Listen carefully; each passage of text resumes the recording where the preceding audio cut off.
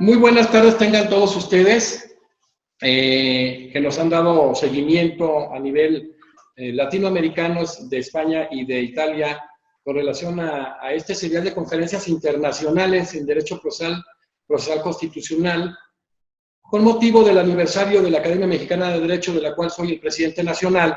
Hoy me congratulo de que esté con nosotros uno de los mejores constitucionalistas, no tan solo de España, sino verdaderamente del mundo, un hombre muy connotado, un excelente amigo que tuve el privilegio que me generara el prólogo de una de las ediciones de los nuevos principios rectores del juicio de amparo, mi amigo José Julio Fernández de España. José Julio, muchísimas gracias por estar en el festejo de la Academia Mexicana de Derecho. Gracias a vosotros y a ti especialmente, un amigo entrañable en la distancia, pero también en la cercanía, y espero que esta pandemia supere barreras, supere problemas y podamos reencontrarnos presencialmente cuanto antes. Y de momento nos reencontramos de forma digital, que también es positivo, por supuesto.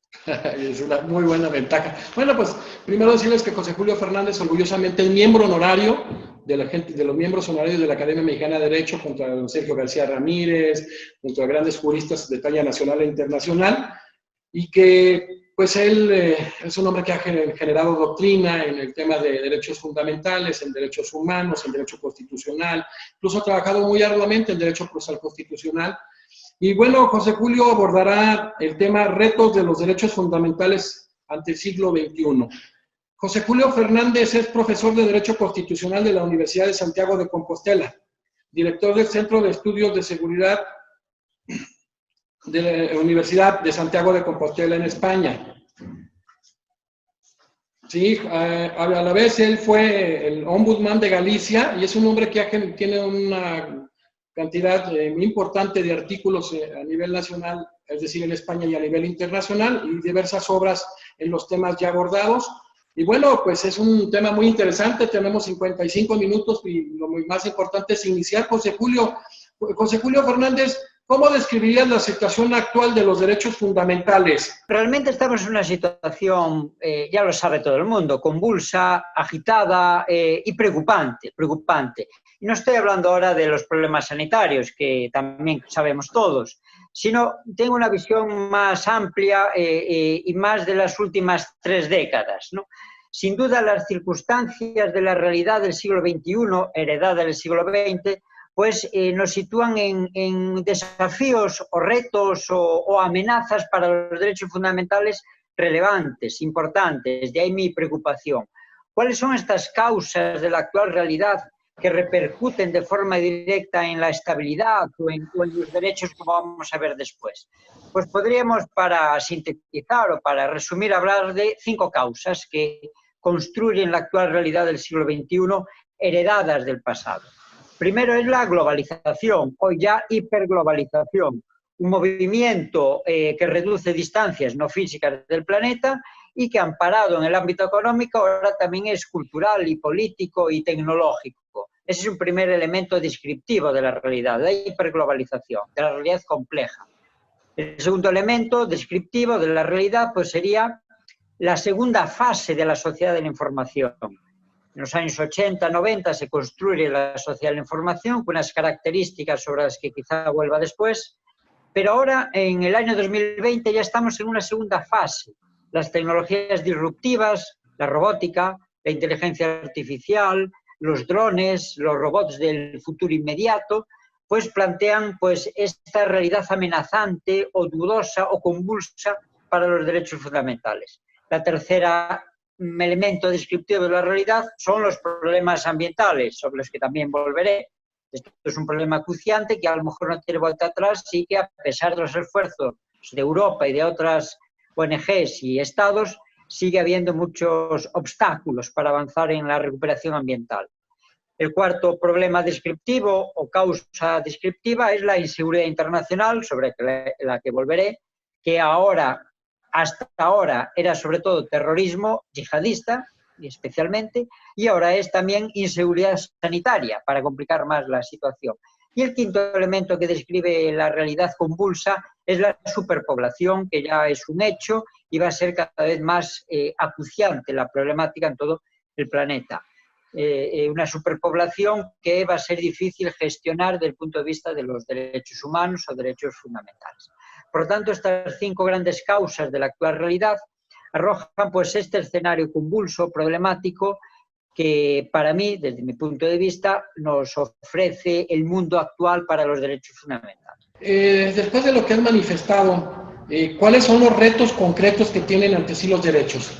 Sobre esta base, sobre esta pequeña descripción introductoria, pues se yergue un sinfín, no es sinfín, un grupo de retos ciertamente complejos. Para ser más pedagógico, voy a escoger ejemplos de materias, ¿no? Para simplificar el análisis y ser más pedagógico y operativo también, más pragmático en esta entrevista para vuestra academia. Entonces podemos poner 10 puntos, 10 retos, podemos poner sobre la mesa 10 retos, ¿no? Y los comento brevemente para no dilatarnos en exceso. El primer reto, en conexión con lo que dije antes, son los retos de seguridad. Seguridad internacional, inseguridad internacional, interior-exterior. Bueno, el concepto ahora de seguridad es polisémico, poliédrico, engloba lo que antes era la seguridad exterior, la seguridad interior, la seguridad ciudadana, la seguridad humana. Bueno, tiene una dimensión poliédrica. Este sentido de la seguridad deviene del fin de la Guerra Fría, la caída del muro de Berlín en el año 89 del pasado siglo, y aparece un escenario multipolar, un escenario asimétrico, con un nuevo panorama estratégico, una nueva forma de enfrentamiento híbrido, que va desencadenando problemas tras problemas desde ese año 89, desde que cae el muro de Berlín. Sin describir ahora las guerras que conocemos o los conflictos armados que por desgracia conocemos en los últimos 30 años, que afectaron mucho a derechos fundamentales, un ejemplo prototípico de este desafío, de este reto para los derechos fue o es el terrorismo yihadista, el terrorismo islamista.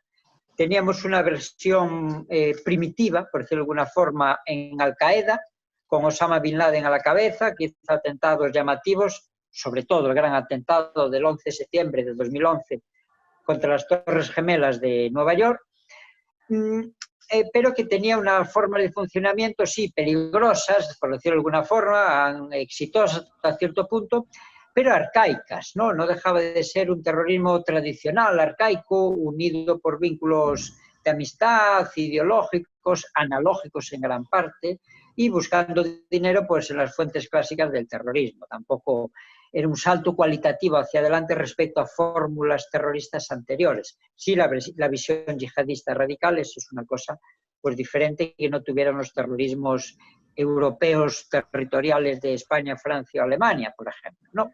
O Italia, mejor dicho, más que Francia, Italia, España y Alemania.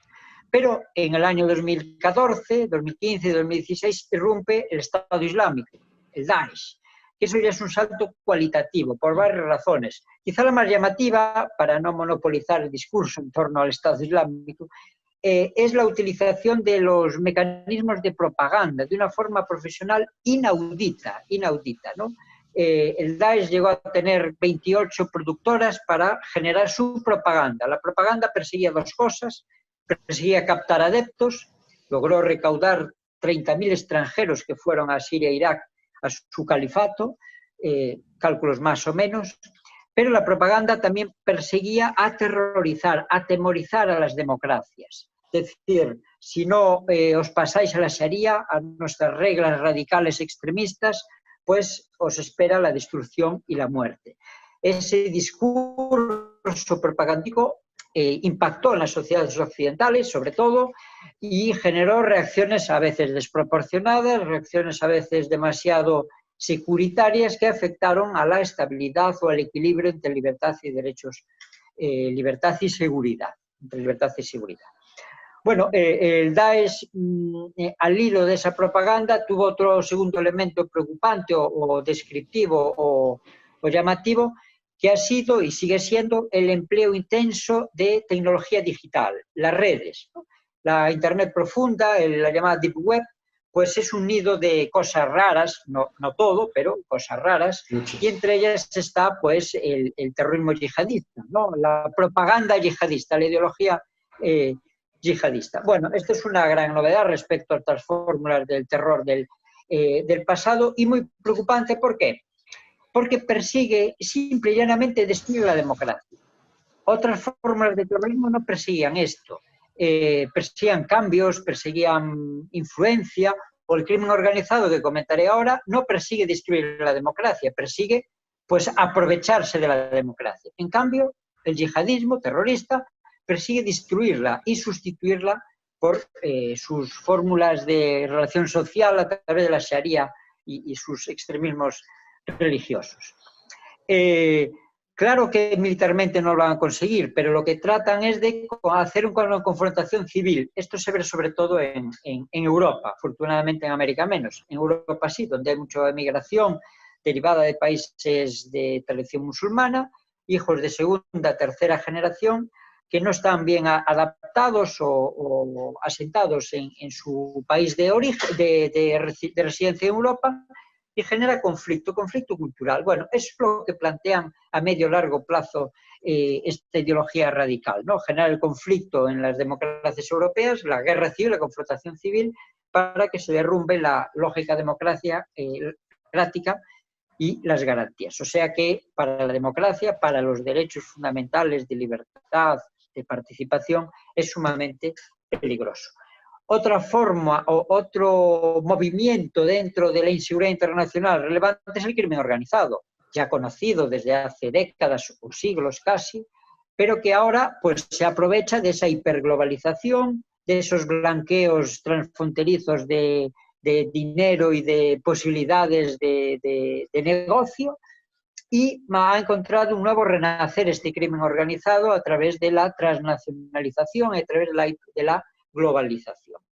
No es tan peligroso como el Estado Islámico, porque no persigue destruir la democracia, sino que persigue aprovecharse de ella, corromperla, bajar la calidad democrática para usar legalmente, si se puede, sus recursos. El caso de estados que tienen un gran problema de narcotráfico, como históricamente Colombia o actualmente también históricamente como México, pues evidencian los problemas que el crimen organizado supone pues, para la calidad democrática y para la vida y derechos de las personas. Y el último ejemplo de este primer reto de seguridad es el actual, es los problemas de seguridad sanitaria. Esto es una cosa que ya se sabía en las estrategias de la OTAN, las estrategias militares de los países de la OTAN. Desde hace años sale el riesgo de las pandemias, la amenaza de las pandemias. Pero parece que la clase política no hacía caso. Y nos topamos ahora en 2019-2020, pues con una pandemia en toda regla, producto de este virus COVID-19, que por un lado afecta a la vida y a la integridad física, sin duda, ¿no? De muchas miles de personas en todo el planeta. Pero por otro lado evidencia pues la falta de preparación de sistemas de salud, evidencia la falta de respuesta ágil de gobiernos. Está claro a día de hoy que en España o en Gran Bretaña o en México mismo, en febrero y en marzo, los responsables públicos decían que no era importante. La historia los juzgará, o los tribunales en el futuro inmediato, ¿no? O sea que los personajes, los decisores públicos en muchos países han demostrado pues irresponsabilidad, ¿no? Valga el juego de palabras. La pandemia ha evidenciado también que no hay fronteras ya, ni para los capitales, ni para los movimientos de personas, ni para los microbios, virus o bacterias, y que por lo tanto la superpoblación en los movimientos de personas van a hacer que estos problemas sigan sobre la mesa y vengan y sigan viniendo, como parece que no iban a volver desde la Edad Media o desde la gripe del año 1918. No, esto es una realidad que genera inseguridad internacional de tipo sanitario, no de tipo violento, de crimen organizado terrorista, pero que también, pues, por lo tanto, hay que tener muy en cuenta porque es una afectación directa de los derechos. Y esta pandemia aún no se sabe, pero posiblemente tenga efectos geopolíticos negativos para la garantía de los derechos y efectos de, digamos, de insolidaridad internacional, como ya se está viendo en gran parte, ¿no? empresas transnacionales que están aprovechando pues, la situación de pandemia o gobiernos insolidarios en la Unión Europea, por ejemplo, que ponen trabas para reconstruir solidariamente pues, en el interior de Europa. O sea que no solo terrorismo, no solo guerras asimétricas, no solo crimen organizado, también crisis sanitarias conforman este primer reto de seguridad o inseguridad para los derechos fundamentales. El segundo reto, voy más rápido para no dilatarme tanto, son los problemas ambientales. Es obvio, es científicamente clarísimo que hemos depredado recursos de forma exagerada, contaminamos el planeta, sobre todo los plásticos de los océanos, eliminamos biodiversidad, estamos a punto del no retorno, ¿no? De una vez que pase una barrera determinada no se recuperará el planeta. Calentamos la atmósfera con gases de efecto invernadero que suben el nivel de temperatura del planeta, derritiendo los polos y generando pues 1000 problemas adicionales. Se sabe científicamente, hay un montón de ONGs, de estudios científicos y algunos países concienciados, sobre todo europeos, en que esto es un problema relevante, pero los grandes contaminadores, sobre todo China y en menor medida Estados Unidos y Rusia, pues no están trabajando para superar este problema, ¿no? Y esto pues va a afectar no solo el derecho al medio ambiente como derecho subjetivo y como derecho de solidaridad de tercera generación, sino también el derecho a la integridad física y la propia supervivencia de la humanidad y del planeta. Este sería, por lo tanto, el segundo gran reto que explico ahora, por lo tanto, que acabo de explicar, mejor dicho, los problemas ambientales. El tercer gran reto en estos 10 que estoy planteando es el mundo digital. Esto ya es conocido, pero no menos inquietante por ser conocido. Comenté antes que el social de la información tuvo una primera fase, años 80, 90, del pasado siglo, donde ya se evidenció la doble cara que tiene la tecnología digital, como el dios Jano, el dios de dos caras, una alegre, una positiva, una negativa. La tecnología tiene una cara positiva, favorece el ocio, la comunicación, expresarse en libertad. Cualquier persona privada, aunque no tenga recursos, puede generar opiniones en el Twitter, en las redes sociales con gran éxito, en función de ciertas variables de visibilidad. Pero al mismo tiempo, por lo tanto, hay elementos positivos que hay que reconocer y hay que subrayar. La libertad de expresión ha encontrado nuevos vehículos y nuevas fórmulas para expresarse, nunca mejor dicho, a través de Internet y de la tecnología digital, pero al mismo tiempo esa tecnología digital tiene elementos negativos. Está claro que la intimidad, la privacidad, pues es difícil de superar o de mantener o de garantizar en entornos de redes digitales. Es muy complicado. No ya el honor, no ya cuestiones como intervención de comunicaciones o protección de datos, que son más específicas y más delicadas. No, hablo en general de la intimidad, de la privacidad. Hay software que solo se ha creado para robar datos, para robar privacidad. Los troyanos, los gusanos, ese software que roba información de discos duros, pues de las computadoras básicamente se crea eso, para vulnerar la privacidad de las personas. Y el problema se agudiza porque no solo hay esos intereses económicos de los hackers de robar información para buscar réditos económicos, sino que también hay un interés reputacional. El hacker a veces ataca y roba datos o roba privacidad simplemente por reputación online, por reputación psicológica en su cerebro un poco pervertido, por decirlo de alguna forma, pero también hay motivaciones geopolíticas. Las guerras ahora, muchas son guerras en Internet, ¿no? Guerras que buscan influir en elecciones a través de campañas de desinformación o fake news, influir en decisores públicos, manipular datos para que la opinión pública adopte decisiones de cierto sentido, etcétera, etcétera, ¿no? O sea que el mundo digital también tiene de negativo un problema para la credibilidad de la participación democrática y para los oscuros designios de la geopolítica que mueven mucho de los hilos en el ciberespacio y en los ciberataques actualmente. Y por si esto no fuera poco o suficiente, ahora, como dije en la introducción, nos encontramos con las tecnologías disruptivas, inteligencia artificial, robótica, algoritmos de nueva generación, computación cuántica, drones, etc. Todas esas nuevas tecnologías disruptivas subrayan el peligro para la privacidad, ¿no? Con agresores anónimos que va a ser imposible descubrir, con robustos mecanismos de virus y de infección de virus que va a ser muy difícil detectar, claves criptográficas en el crimen organizado que las fuerzas de seguridad no van a poder desencriptar. O sea, si no construimos bien esa inteligencia artificial, esa nueva computación cuántica, con reglas éticas o con reglas jurídicas de cierto control, pues la humanidad estará, la intimidad de las personas de esta humanidad estará sin duda en peligro. Y aún hay un paso más, que aún no ha llegado, pero llegará.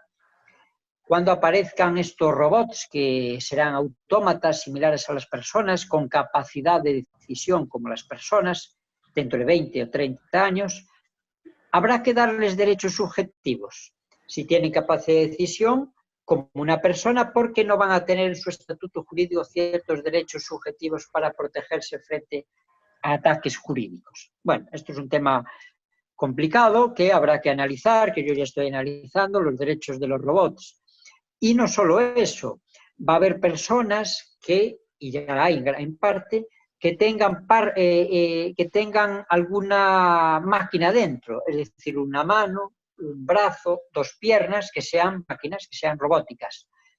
Serán los transhumanos. ¿Dónde estará el límite entre persona y máquina? O persona humana y persona robótica. Estos transhumanos, si tengo todo robot menos mi cerebro, si tengo todo robot menos mi corazón, es decir, es el problema de la película que se llamaba en castellano Robocop, ahí en México no sé cómo se tituló, que era una persona, también, que era una persona en gran parte robótica, en gran parte máquina, pero mantenía un cerebro, un aspecto del cerebro, pues, humano. Bueno, esto va a ser un problema jurídico. ¿Qué estatuto jurídico van a tener de derechos fundamentales o derechos subjetivos esas personas semimáquinas o máquinas semipersonas? Habrá un tercer género, habrá personas, habrá máquinas, habrá animales, cuarto género, y habrá un segundo género, transhumanos, pues, o estatuto jurídico, por decirlo de alguna forma, más que género. Bien, ya veis una retahíla de problemas digitales, de problemas tecnológicos que dejarán de ser digitales y serán cuánticos en breve, que son un verdadero desafío para los derechos fundamentales. Los juristas tenemos que estar muy atentos para ofrecer respuestas y reconstruir categorías de forma eficaz. Un ejemplo solo. ¿Qué podemos hacer los juristas? Pues podemos ayudar de forma doctrinal, epistemológicamente hablando, a reconstruir, es un ejemplo, la idea de domicilio. El domicilio, la inviolabilidad del domicilio, la protección del domicilio es una característica de los derechos heredados liberales. Proteger la privacidad a través de la protección del domicilio. Bueno, físico, en sentido físico. Bueno, yo creo que hay que hacer un esfuerzo para que ese domicilio sea también domicilio digital.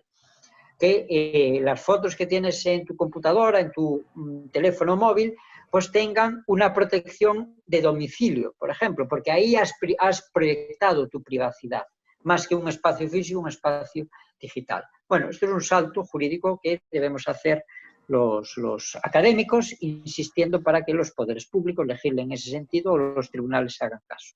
Bien, por lo tanto, el tercer gran reto son los problemas del mundo digital, ya veis que muchos. El cuarto reto, ahora sí voy más rápido, os lo prometo para no dilatar. El cuarto reto son los derechos, desde mi punto de vista, estos son opiniones mías, ojo, solo a mí atribuibles, no quiero implicar a ninguna institución de las que formo parte. El cuarto reto son los derechos sociales en situaciones de crisis. Hemos tenido una crisis muy grande del 2008 que rebajó los presupuestos públicos afectando a los derechos sociales. Pero ahora se nos plantea otra crisis económica o social derivada de la pandemia, que va también a afectar a los presupuestos públicos y a las capacidades de las políticas públicas para cuidar de una forma u otra a aquellas personas que lo necesitan. Bueno, esto de nuevo nos planteamos el reto que ya vimos hace años. Es necesario, ya sabemos que los derechos sociales son derechos no inmediatamente aplicables por un tribunal, sino que normalmente necesitan un presupuesto público para efectivizarse.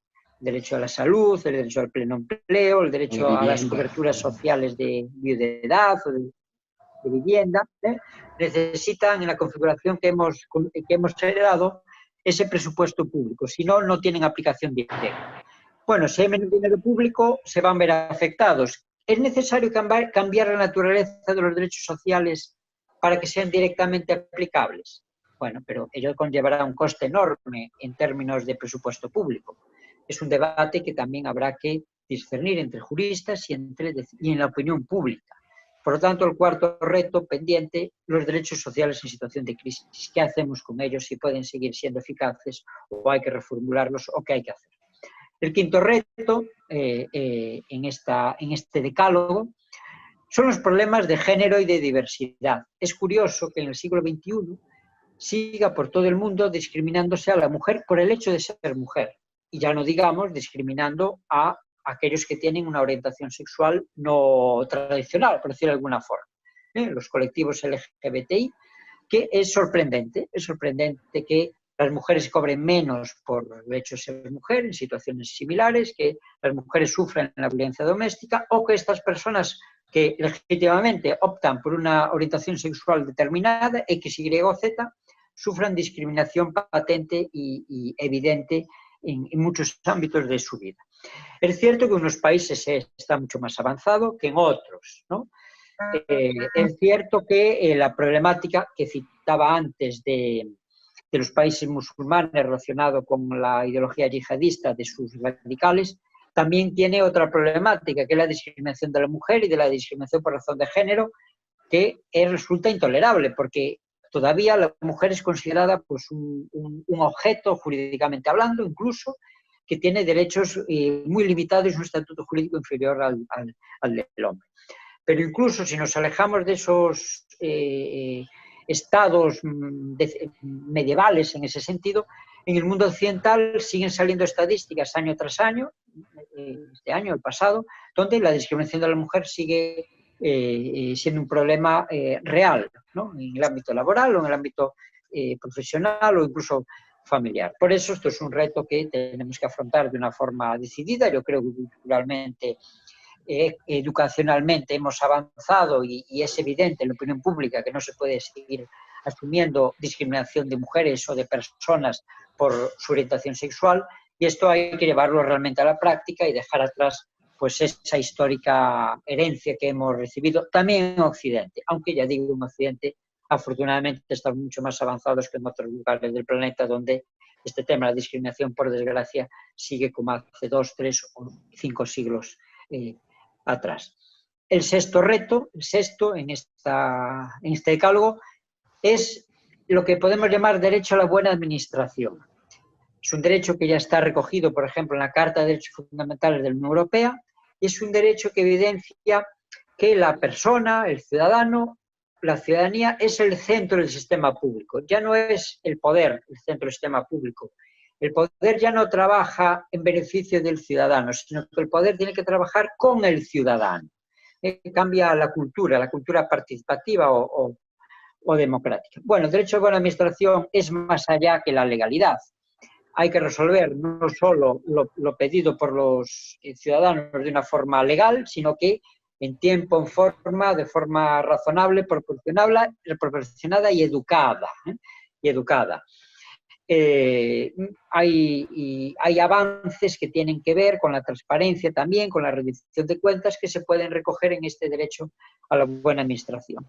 Pero hay gobiernos de baja calidad democrática que rechazan estos avances jurídicos nuevos, ¿no? Que quieren opacidad, que quieren secretismo, que no quieren que rindan cuenta a los decisores públicos. Acabo de ver informaciones de México con la nueva legislación que permite al ejército hacer labores de seguridad ciudadana sin rendición de cuentas. Bueno, es un ejemplo de lo que estoy diciendo, que el poder público trata de mantener parcelas oscurantistas. En este sentido, en América Latina, en varias partes, yo sé que vas a continuar, ese es un debate hoy en día en México. funciones de seguridad pública directamente en ese tema en temas de gente que está dedicada al tema de seguridad interior al ejército. Ese es uno de los grandes retos en concreto, ¿no? De los derechos, como lo estás estableciendo tú. Eso puede lacerar porque en esa manejo de ponderativo y de los principios, sobre todo de proporcionalidad y razonabilidad, creo que la justificación no es la adecuada. Sin duda, esto es un ejemplo de derivas autoritarias o derivas de exceso de poder ejecutivo en detrimento del legislador, del control ciudadano. Es un tema delicado que no solo está en América Latina, está en Europa del Este, está en Rusia, está en Turquía. Turquía es un miembro de la OTAN, o sea que es un problema más extendido de lo que parece. No solo es un problema de las dictaduras de China o Cuba, es más allá, es un problema más allá. Bien, el séptimo reto que planteo son la protección de los grupos que lo necesitan, es decir, discapacitados, menores de edad y personas ancianas. Se ha avanzado también mucho, por ejemplo, con los discapacitados hay un convenio de Naciones Unidas del año 2006 que insiste en fomentar su autonomía e independencia, rompiendo la visión paternalista médica anterior. Es un convenio muy positivo, pero que necesita también, como los derechos sociales, un desarrollo, unas políticas públicas, una implementación correcta. En época de crisis va a ser difícil que podamos darle la suficiente protección a estos grupos que lo requieren, ¿no? Que lo requieren, fomentando, por ejemplo, su autonomía e independencia en el caso de las personas con discapacidad. Bien, octavo reto, estoy acabando, para la siguiente pregunta. ¿Cómo gestionamos el nuevo escenario multicultural? Es un tema delicado también del choque de culturas o de la interculturalidad o multiculturalidad. Yo aquí tengo ideas ya publicadas, muy claras. Está claro que estos encuentros culturales son inevitables, la gente se mueve en la sociedad globalizada y en la superpoblación y cada vez se va a mover más, pero yo creo que los demócratas tenemos que defender la cultura democrática. Yo creo que hay que marcar unos límites, la tolerancia es el marco global, pero con límites. El límite infranqueable del núcleo esencial de los derechos fundamentales. Es decir, no se pueden aceptar prácticas culturales que agreden los derechos fundamentales, como por ejemplo la ablación del clítoris de la mujer o la discriminación de la mujer o otras fórmulas de discriminación amparadas en razones culturales. Por ejemplo, en Europa hay un debate desde hace ya tiempo sobre el uso del velo islámico, del pañuelo. Yo creo que es contrario a la higiene democrática, discrimina a la mujer y no debe aceptarse. En unos países se acepta, en otros no. Es un tema que se debate. Pero bueno, desde mi punto de vista yo creo que hay que proteger a la democracia, fortalecerla desde los valores de tolerancia, eso sí, y pluralismo y participación, pero con los límites de los propios derechos fundamentales, clave de bóveda del Estado democrático. Y en América Latina es cierto que esta problemática tiene una vertiente específica con los pueblos originarios o pueblos indígenas, que se le protege sus entornos culturales, sus tradiciones culturales, pero a veces de una forma excesiva, incluso con jurisdicción propia, lo cual afecta a la unidad jurisdiccional, el principio de igualdad básico de un Estado de Derecho. O sea que a veces yo creo que también en América Latina la protección de la cultura minoritaria de los grupos originarios, pues no se ha hecho, no se está haciendo con respeto a los derechos fundamentales derivados de la dignidad de la persona. Bien, o sea que gestionar este escenario multicultural cada vez más insistente es otro reto. El noveno y penúltimo reto es los problemas o la dinámica de los derechos internacionalizados. Esto es evidente, ya viene de atrás, que las constituciones se abren de una forma a los tratados internacionales de derechos humanos. Hay cortes y tribunales supranacionales de derechos humanos, como comento después si procede.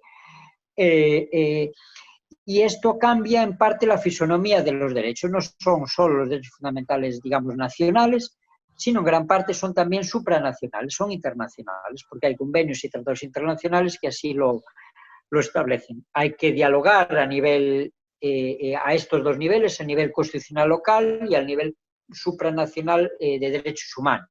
Hay que dialogar para construir soluciones jurídicas satisfactorias. En América Latina ha habido en estos años un proceso llamativo, que es la de la llamada la convencionalización, ¿no? Como el Pacto San José de Costa Rica ha entrado como un parámetro de referencia paralelo a la Constitución. Yo soy muy crítico con ese fenómeno, ahora no voy a comentarlo, pero evidencia esa internacionalización de los derechos humanos o derechos fundamentales. Bien, y el último ejemplo de los 10 que he puesto de retos para los derechos son una cuestión más técnica, más técnico-jurídica, constitucional, que es cómo relacionamos los derechos fundamentales con los particulares. Esta es la problemática alemana llamada de la Drittwirkung, la eficacia horizontal de los derechos subjetivos fundamentales. Tradicionalmente los derechos se han construido para defenderse frente al Estado. El Estado es el que genera peligro para la vulneración de los derechos, pero esto es falso ahora. Un Estado democrático ordinario no es el peligroso para los derechos, son los hackers privados, son las empresas transnacionales que no respetan los recursos ni a las personas, son los grupos de presión ocultos que quieren manipular a la opinión pública y son personajes privados, grosso modo privados. Entonces habría que reconstruir los instrumentos de conformación de los derechos para que sean más efectivos frente a los ataques de los privados. Por ejemplo, ahora ¿qué se hace en los ombudsman en el mundo o los tribunales constitucionales europeos? No aceptan una queja por una vulneración de un derecho por un particular, no. Exigen que se agote antes la vía judicial ordinaria y después aceptan la queja porque el juez ordinario no ha respondido a la petición de la persona vulnerada por un particular. O sea, es un control indirecto de las violaciones de particulares. Bueno, esto es un problema de derecho procesal constitucional relevante que habría que avanzar en él, ¿no? Bueno, por lo tanto, aquí están los 10 retos. La inseguridad internacional, los problemas del mundo digital, los problemas ambientales, los problemas de derechos sociales, el género y la diversidad de orientación sexual, el derecho a la buena administración, cómo proteger a los grupos necesitados, el nuevo escenario multicultural, la internacionalización de los derechos y la problemática técnica entre derechos y particulares. Sí, en esto que manejamos del tema de seguridad que se está dando, sí se violentan en un tema muy específico esos test de proporcionalidad, el test de razonabilidad, José Julio. Breve, porque tenemos muy poco tiempo para esto, porque me interesa también la visión de un experto de exterior en ese tema de confundir o de todos, que no hacerlo excepcional como lo enmarca el caso Canese contra Paraguay, la Corte Interamericana de Derechos Humanos y otras líneas tiradas, el tema específico de que el ejército lleve funciones de seguridad civil, de seguridad interior, nada más brevemente, ¿sí es violatorio de estos principios de proporcionalidad y de razonabilidad? Sí, yo creo que si aplicamos los test que estás comentando, que provienen de la jurisprudencia alemana, está claro que habría que hacer un análisis técnico, no político. El problema de esto es que los análisis son a veces políticos o incluso sociológicos. No, un análisis jurídico constitucional serio, pues el principio de proporcionalidad tiene diversos elementos. Primero, bueno, no voy ahora a describirlo, pero yo creo que no cumple el carácter imprescindible. Es decir, ¿es eficaz usar los militares para la seguridad ciudadana? Sí. Puede ser eficaz, puede ser, ¿no? El primer adecuado para la finalidad perseguida puede ser. Pero el segundo elemento ya no lo cumple, creo yo. ¿Es imprescindible? No. No. ¿Por qué? Porque hay fuerzas y cuerpos de seguridad civil para ese cometido. Entonces no hay ponderación suficiente. No, desde el punto de vista técnico-jurídico lo veo desproporcionado. Sobre todo cuando después no hay un control efectivo sobre sus acciones, ¿no? Porque se escudan en el anonimato, en el secreto, en la opacidad, y entonces los tribunales independientes no entran a valorar, o los parlamentos no tienen capacidad en las comisiones de control de hacer un control efectivo, que sería un segundo problema derivado del primero. Me adelantaste, gracias, sí tienes razón, ese tema de los elementos en el tema de la idoneidad, de la necesidad y de la ponderación. Muchísimas gracias, José Julio. José Julio, y ese conjunto de retos que tú ya describiste muy atinadamente y que de alguna manera se endoctrina es algo que dices tú es una cuestión propia, pero es un hombre con un bagaje extraordinario dentro del derecho constitucional. obliga a reactualizar, a volver a actualizar el sistema democrático. Realmente este es el nudo gordiano del asunto. ¿La democracia nos vale para enfrentarse a estos retos? Bueno, esto es un tema también complejo. Sintetizando, es obvio que la democracia en sentido moderno aparece al final del siglo XVIII, ¿no? en los procesos revolucionarios, y se conforma de manera representativa. La democracia victoriosa, la democracia representativa. Y hay un arsenal epistemológico que fundamenta esa democracia representativa. Pero la democracia representativa, ya en el siglo XX, en el primer tercio, ya hay críticos respecto a esas estructuras heredadas, que se decía que los representantes, digamos, estaban obsoletos, que no respondían a esas necesidades, hace 100 años ya. Esas críticas a la democracia representativa se intensifican en el último tercio del siglo XX, con la crisis cultural de los 60, con la crisis económica del petróleo de los 70, con la aparición de nuevas formas de legitimidad ciudadana, y ahí pues hay diversos autores conocidos como Jürgen Habermas, que prefiere hablar de democracia deliberativa y no representativa, para que se genere entre la opinión pública y el Parlamento una racionalidad dialógica, decía él, y se empieza a hablar, ya se hablaba antes, pero de fórmulas participativas o más participativas en democracia. En esta tesitura llega la tecnología que cité antes, la nueva ágora digital, las nuevas posibilidades de participación online o digital. Y entonces se ven más opciones para que la ciudadanía participe de una forma más continua, ¿no? En un proceso continuo de control del poder y de empoderamiento ciudadano. En ese sentido, las condiciones actuales pues permitirían reactualizar la democracia o harían necesario reactualizar la democracia para superar las viejas estructuras y afrontar estos retos que comenté. Pero ¿eso qué puede significar? Ojo, eso puede significar manipulación también, porque muchos algunos de los que piden reactivar la democracia participativa quieren manipular, son populistas, manipulan, son fake news, pues verdad, quieren manipular las redes, quieren manipular a la opinión pública. Tenemos ejemplos en Estados Unidos, en Gran Bretaña, en México, en Brasil. O sea que hay que también tener un análisis sosegado y no caer en el populismo. Hay que reactualizar la democracia con los instrumentos de participación que nos ofrecen para dejar atrás pues, estructuras anquilosadas. Por ejemplo, los parlamentos tienen que ser más dinámicos, tienen que favorecer las opiniones ciudadanas, hacerles caso y ser más flexibles en la tramitación. Por ejemplo, y ahora que tenemos el problema de la pandemia, en Europa se plantean diversos problemas con las elecciones que estaban planteadas regionales, en España o en Francia. Y esto evidencia que no puede pararse la democracia por una pandemia. Hay que establecer mecanismos de participación electoral digital, urnas electrónicas, voto a distancia. Ya existe la tecnología, hagámosla con garantías. O sea, reactualizar la democracia, sí, con los mecanismos que nos ofrece ahora la realidad del siglo XXI, pero con sentido, con garantías y sin caer en la demagogia ni el populismo. Exacto, sí, un tema bien interesante. Por ejemplo, en México se acaba de ver una situación que a mí me agrada mucho, en una resolución de violación verdaderamente a la Constitución flagrante en Baja California por el Congreso local, y ayer se acaba de cantar la Corte por manejar la acción de inconstitucionalidad estimatoria, invalidar ese tipo de cuestiones, que de alguna manera generan algo de esperanza en el tema de la separación y distribución del poder y la existencia de poderes equilibrados y limitados. Pero es muy importante lo que tú señalas, ese redefinirse, reinventarse, pero jamás cesar a la consolidación de la misma.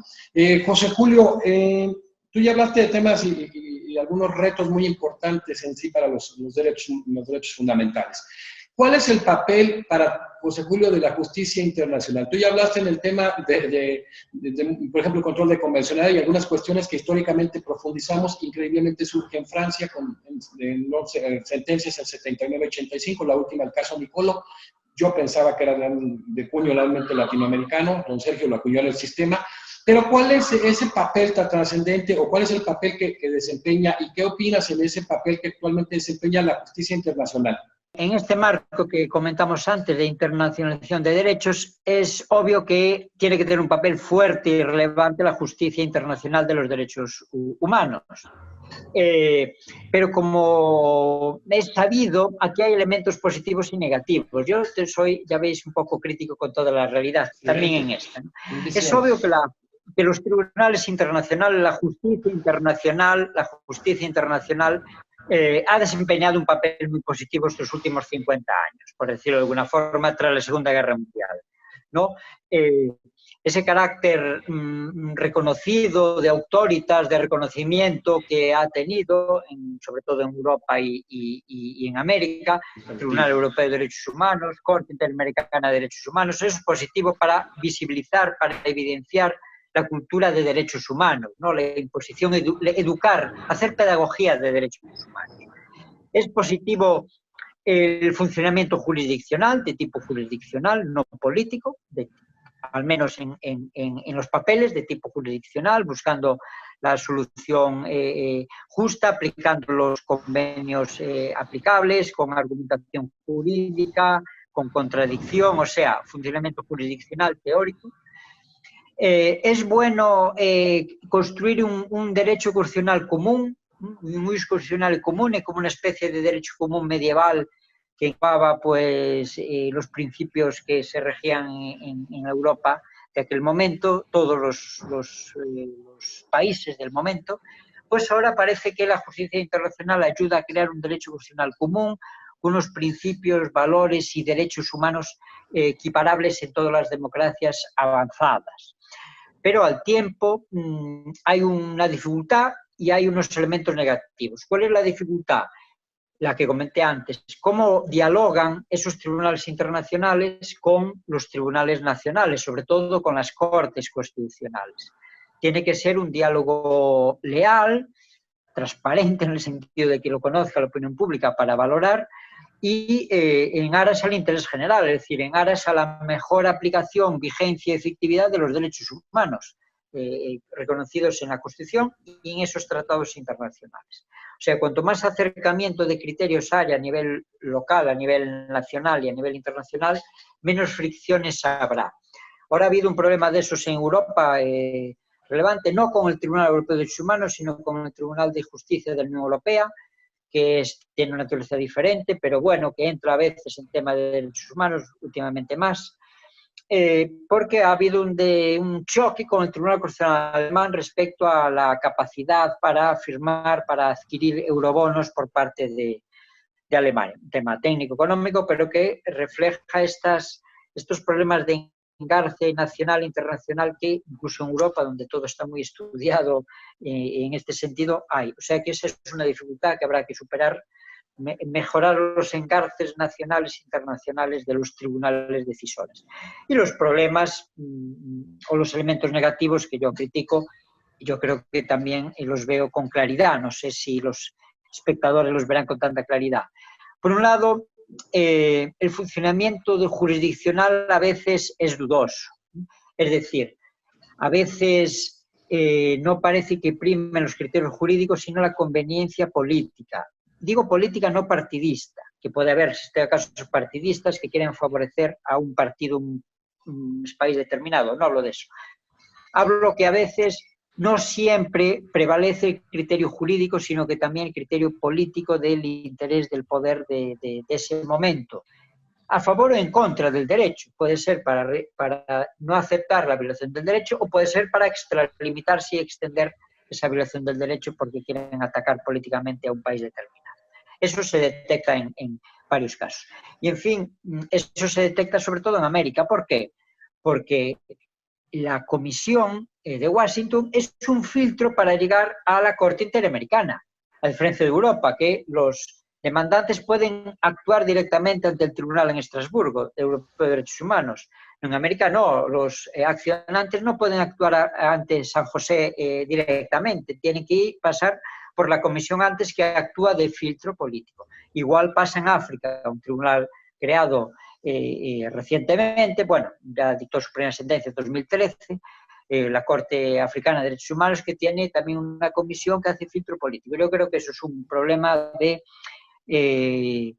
imagen de esas dos justicias internacionales, la de derechos humanos, la americana y la africana, que no existe, ese problema no existe en Europa. Y evidentemente el problema del colapso, son órganos relativamente pequeños que pueden estar colapsados y tardar mucho en decidir. En América, casos famosos de temas de Perú, por ejemplo, salen 10, 15 años después, casos importantes, que ahora no voy a citar, que no bueno. Entonces, eso también es un problema de imagen. Si mi violación de derechos humanos tarda 15 años en resarcirse a nivel de imagen, porque de otra forma a lo mejor ya no es posible, porque ya mataron a mi familiar, pues eso da también mala visibilidad o es un elemento negativo de la justicia internacional. Por lo tanto, también hay que avanzar en temas de justicia internacional desde el punto de vista técnico-jurídico, creo yo. Mejorar los engarces, mejorar la visión jurídica del tema y menos política, y buscar soluciones equilibradas. No todo es interpretar de forma maximalista los derechos. No todo debe ser un derecho fundamental. Lo derecho fundamental tiene que ser los aspectos esenciales de la vida en sociedad. No cualquier cosa sirve de derecho fundamental. Las otras cosas serán principios a seguir, de tipo legal o civil, pero no de tipo constitucional o de derechos humanos. José Julio, ¿qué pasa con las garantías de los derechos? ¿Tú consideras que siguen siendo eficaces? Es un aspecto medular en las democracias, ¿verdad? Entonces, ¿tú consideras que en la actualidad son eficaces? Sí, yo también he escrito sobre esto. Es obvio que desde el punto de vista teórico las garantías son inevitables. No tiene sentido prever un derecho fundamental o un derecho subjetivo en general si no prevés al mismo tiempo una garantía, un sistema de protección. El derecho en sentido objetivo, como ciencia, como sistema, tiene sentido si se puede imponer por la fuerza, en el caso de ser necesario. Bueno, las garantías evidencian esa coercibilidad del sistema jurídico, poder imponer el derecho fundamental si no se cumple, si se vulnera. O sea que, desde el punto de vista teórico, las garantías son imprescindibles. Otra cosa es qué garantías son las adecuadas para proteger derechos. Y aquí también hay bastante populismo o malos entendimientos. Las garantías adecuadas tienen que ser las que sirvan para ese sistema hacerlo eficaz. Ni más ni menos. Esto es un poco teórico, pero habría que escoger un sistema determinado, el de Portugal, el de Italia, el de Ecuador, y ver cómo es y cómo están funcionando las garantías. Es difícil hablar en derecho comparado aquí en abstracto, más de lo que estoy diciendo. Está claro que parece razonable que las garantías tienen que prever niveles de protección. Como dije antes, no todo puede ser de derechos fundamentales, no. Habrá un núcleo esencial que sean los derechos fundamentales recogidos en la Constitución y un tratado internacional. Después habrá otros derechos subjetivos que serán legales o intereses a proteger o principios a seguir que no pueden tener el mismo nivel de protección. Y aquí a veces se equivocan los sistemas cuando extienden la idea de derechos fundamentales pues a todo lo que se mueve. No puede ser, una expresión popular, a todo lo que se mueve. Primera idea teórica, vamos a diferenciar niveles de protección para asegurar más fuerte la defensa de los derechos fundamentales de verdad, los que son de verdad. Y segunda idea teórica, pues es bueno combinar las garantías normativas, es decir, la previsibilidad de la ley, ley de calidad, con ley orgánica o leyes especiales cuando así lo prevé el sistema. Garantías jurisdiccionales, esto es inevitable, que haya jueces ordinarios o constitucionales que protejan esos derechos fundamentales. Aquí suele haber discrepancias entre Europa y América, ¿no? En Europa son los jueces ordinarios, es la justicia ordinaria la que suele proteger derechos fundamentales y solo de forma excepcional se llega al Tribunal Constitucional. En cambio, en América ya se habla de acciones constitucionales o de procesos constitucionales cuando se quiere proteger un derecho fundamental. Bueno, esto yo creo que es una diferente tradición jurídica, que es un matiz ahora no tiene mayor relevancia. Lo importante es que haya garantías jurisdiccionales, pero de verdaderamente jurisdiccionales, es decir, por órganos independientes, sometidos a derechos, basado en el principio de contradicción y sin presión política partidista, claro. Y después, en tercer y último lugar, hay que combinar esas garantías normativas y jurisdiccionales con garantías llamadas institucionales, que es el ombudsman, Yo he sido procurador de derechos humanos de Galicia, nombrado por el Parlamento de Galicia. Es una garantía institucional que complementa la visión jurisdiccional y la visión legislativa. Es una garantía de tipo de autoritas, de recomendaciones para mejorar el buen desempeño del poder público en el cumplimiento de los derechos. Otros órganos que se llaman de garantía institucional es lo que en España se conoce como Ministerio Fiscal, Procurador de Derechos Humanos o de Derechos en otro ámbito, que bueno, tiene un aspecto medio ejecutivo, pero que también colabora en el funcionamiento judicial, que en derecho comparado pues hay casos que es un funcionamiento correcto. Por tanto, garantías sí, por supuesto, pero garantías sofisticadas, ni más ni menos, las adecuadas para el sistema, para que sea eficaz el sistema, combinando diversos niveles de protección y combinando garantías normativas, jurisdiccionales e institucionales. ¿Por qué? Porque la realidad de derecho es muy compleja, por lo tanto las garantías tienen que hacer frente a esa complejidad y ser también ellas complejas. José Julio, después de todo lo que nos ha señalado en relación a todos estos retos de los derechos fundamentales ante el siglo XXI, ¿qué conclusiones obtendrías tú de todo esto, de todo lo que haya señalado el estatus actual pues, de los derechos fundamentales en el siglo XXI, los desafíos que se tienen, todos estos temas? ¿Cuáles serían las conclusiones de José Julio Fernández? Sin retomar lo que ya dije, yo creo que la valoración de esos 10 retos que describí sucintamente antes, papel de la garantía, los problemas de la justicia internacional, yo creo que hago una valoración, una conclusión moderadamente negativa. Yo creo que va a ser difícil superar los riesgos tecnológicos para la intimidad, es imposible. Yo creo que la superpoblación va a hacer complicado garantizar la salud de toda la humanidad, las garantías sanitarias adecuadas. El cumplimiento de derechos sociales en época de crisis, y va a seguir habiendo crisis sucesivas, va a ser difícil. O sea que, por un lado, es negativo, pero es moderadamente negativo porque también hay alguna luz de esperanza. Los temas jurídicos se están mejorando, la sensibilización de la opinión pública por los derechos es evidente, es fuerte. En este sentido, las ONGs y las activistas sociales cumplen una buena labor. Y la tecnología, que dije que era mala, también puede ofrecer salidas. Por ejemplo, en tema ambiental, hay diversos inventos tecnológicos que pueden revertir la contaminación o el control de la emisión de gases. O sea que la tecnología no solo es un ogro, sino también nos va a ayudar. La tecnología para cuidar a esas personas con discapacidad o para cuidar a esas personas ancianas, pues también es una ayuda, ¿no? Un robot de ayuda que puede cuidar de ellos. O sea que hay esperanza, veo luces positivas en el futuro inmediato, pero globalmente pesa un poco más mi pesimismo del futuro inmediato que el optimismo. Por lo tanto, en el futuro de los derechos soy moderadamente pesimista. Esperemos que me equivoque, que los juristas podamos sofisticar nuestros análisis, nuestra dogmática de los derechos fundamentales para dar respuesta pues, a esos retos que indicaba. Perfecto. De estos mismos retos que se están dando cada vez más complicados, ahora que hablabas de la pandemia, hay un gran debate en relación a una guía bioética en México, en el sentido de que como se va previendo que conforme crezca los estatus de la pandemia, pues van a colapsar los hospitales, el problema con los respiradores, con el número de gente que los va a requerir.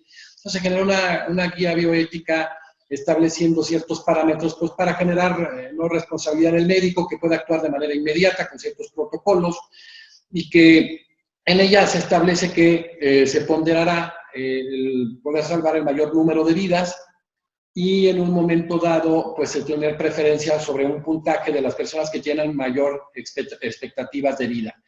Hay la crítica, bueno, en el sentido de que tiene que hacerse porque es necesario establecerlo, porque estamos por llegar a eso, estamos en varias entidades federativas en la fase 3, y hay una crítica por el otro lado, decir, bueno, las personas pues, que están con expectativas menores de vida, pues de alguna manera no se están protegiendo en sus derechos fundamentales y humanos. ¿Tú qué consideras en este sentido? ¿Hay verdaderamente un problema, un conflicto en relación a la efectividad de los derechos fundamentales? Sí, este es un problema que se ha planteado en España y en Europa también por la pandemia esta, ¿no? Si los medios no son suficientes en un hospital, los respiradores, hay que hacer un triaje, que se llama técnicamente, que seleccione como una guerra, ¿no? Los heridos de guerra. Bueno, este punto de vista de derechos fundamentales lo veo muy criticable. ¿Por qué?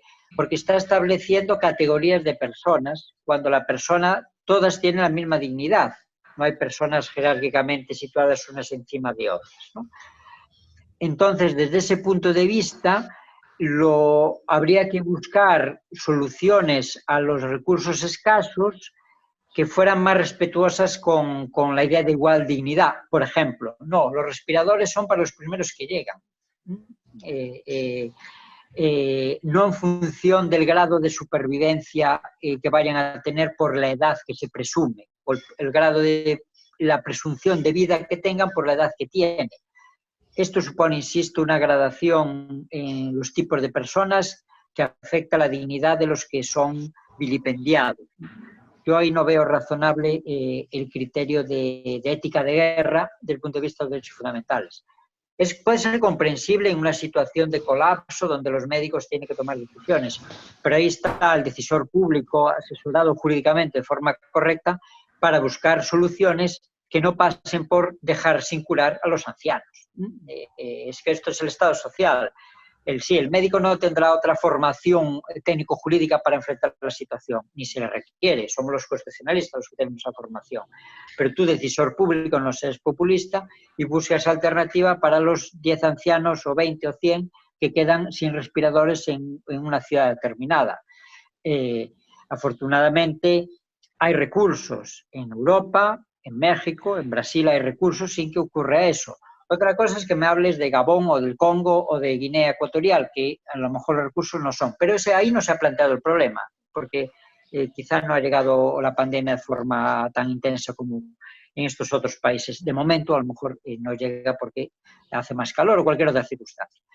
O sea que el poder público busca soluciones y no obligues a los médicos a enfrentar una situación para la que no saben ni están preparados porque no son expertos en derechos fundamentales. Pero yo, como dije antes, es totalmente criticable e inaceptable que se jerarquice la dignidad de las personas por presunción de lo que van a vivir o dejar de vivir. Concluimos, la verdad fue una plática que tenemos que dejar una pendiente porque no nos ajustó, como dicen, el tiempo. El que hoy nos hablará José Julio Fernández, un extraordinario jurista de España y del mundo, un constitucionalista de alta talla, que se ha incursionado muy fuertemente en el derecho procesal constitucional, un tema de derechos humanos, abordando este tema de los retos de los derechos fundamentales ante el siglo XXI, en el tema del estatus actual, de los desafíos, de los retos que se tienen, de las posibilidades como ahora estos temas que fueron saliendo uno por uno, en donde puedan existir violaciones a los estándares y en el tema de los test de razonabilidad y proporcionalidad, pues nos deja una gran enseñanza y sobre todo muchísimas inquietudes para seguir profundizando en estos temas. José Julio, muchísimas gracias. Por ahí estamos próximos a generar un colectivo con relación a este tema de la normatividad emergente y lo que viene a ser la transformación del derecho constitucional con relación en este momento y posterior a la pandemia. Hay muchos proyectos que se han generado juntos como que tú eres orgullosamente un miembro honorario de la Academia Mexicana de Derecho, entonces estás participando en tu fiesta porque tú eres miembro de nuestra organización. Muchísimas gracias, amigo. Sabes el aprecio y el respeto que tengo por tu trabajo. Gracias a vosotros. Seguimos en contacto y colaborando interoceánicamente. Espero que pronto de forma presencial, pero de momento de forma virtual. Saludos México, saludos espectadores de otros países y seguimos avanzando en el terreno de los derechos. A ver si tenemos suerte. Gracias. Nos despedimos. Muchísimas gracias a todos ustedes.